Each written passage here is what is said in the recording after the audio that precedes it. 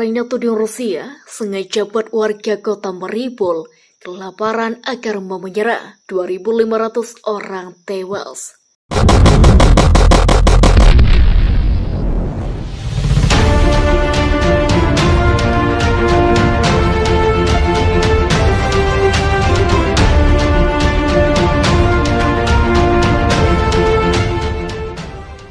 Seorang anggota parlemen Ukraina menuduh Rusia berusaha membuat kota pelabuhan Mariupol yang terkepung kelaparan agar menyerah. Dmytro Kuleba berbicara sekeras setelah Ukraina menolak tenggat waktu Rusia yang menuntut para pembela Mariupol meletakkan senjata mereka sebagai imbalan untuk perjalanan yang aman keluar kota. Mariupol adalah target strategis utama bagi militer Rusia. Sekitar 300.000 orang diyakini terjebak di sana dan persediaan hampir habis dan bantuan diblokir untuk masuk. Warga telah mengalami pengeboman Rusia selama berminggu-minggu tanpa listrik atau air yang mengalir. Kuleba mengatakan tidak ada pertanyaan tentang penyerahan Mariupol. Kuleba mengatakan tidak ada pertanyaan tentang penyerahan Mariupol. Rusia tidak membuka koridor kemanusiaan. Mereka tidak membiarkan konvoi kemanusiaan memasuki kota, dan kita melihat dengan jelas sekarang bahwa tujuan Rusia adalah untuk mulai menciptakan kelaparan di kota untuk menegaskan posisi mereka di diplomatik proses, ujarnya.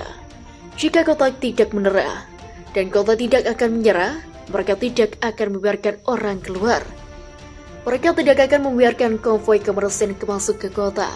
Di bawah proposal yang Ukraina miliki hingga pukul 5.00 waktu Moskow 2.00 MGT, Rusia akan membuka koridor aman dari Mariupol mulai pukul 11.00 waktu Moskow.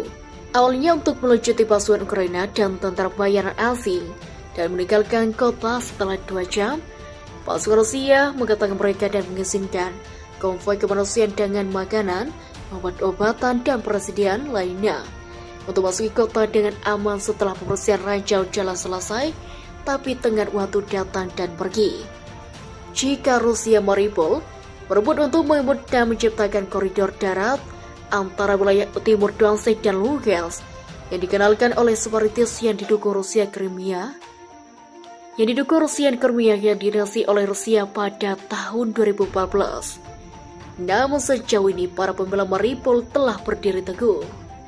Ada kekhawatiran yang meningkat tentang situasi kemanusiaan dan Yarlovy kisah Kuleba, seorang anggota parlemen Ukraina dan Mariupol, menyebutkan neraka di bumi.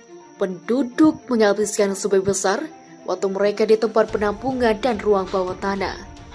Saat Rusia melanjutkan serangan tanpa henti di kota itu dari darat, udara, dan laut, kata para pejabat. Gambar menunjukkan sebuah kota di runtuhan dari seluruh lingkungan hancur.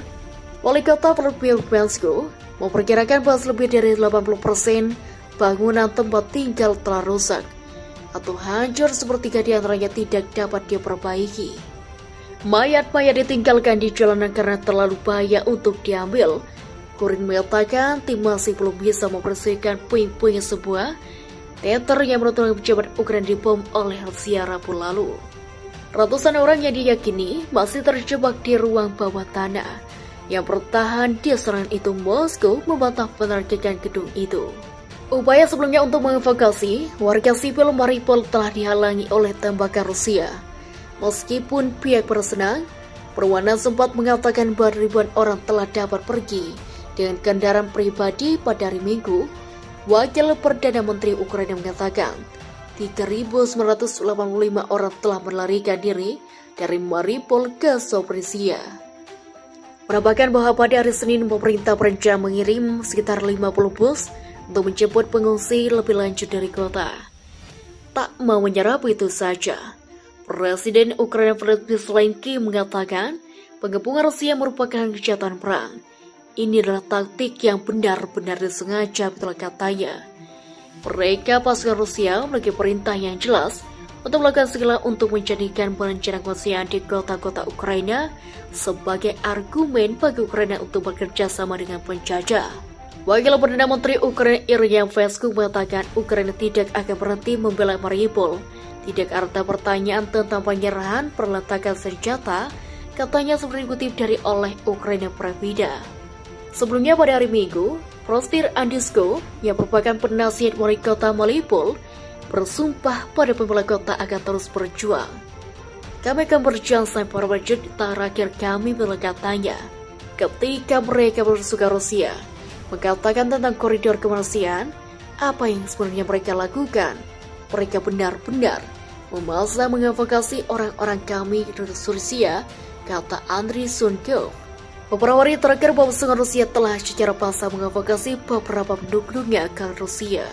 Rusia tidak membuka koridor kemanusiaan, mereka tidak membiarkan konvoi kemanusiaan memasuki kota, dan kita melihat dengan jelas sekarang bahwa tujuan Rusia adalah untuk mulai menciptakan kelaparan di kota untuk menegaskan posisi mereka di diplomatik, proses ujarnya. Jika kota tidak menyerah dan kota tidak akan menyerah, mereka tidak akan membiarkan orang keluar. Mereka tidak akan membiarkan konvoi kemanusiaan masuk ke kota.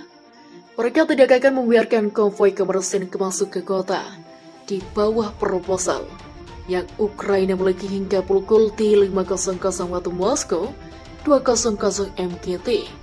Rusia akan membuka koridor aman dari Mariupol mulai pukul 11.00 waktu Moskow. Awalnya untuk melucuti pasukan Ukraina dan tentara bayaran asing dan meninggalkan kota setelah 2 jam. Pasukan Rusia mengatakan mereka dan mengizinkan konvoi kemanusiaan dengan makanan, obat-obatan, dan persediaan lainnya untuk masuki kota dengan aman setelah pembersihan ranjau jalan selesai, tapi tengah waktu datang dan pergi.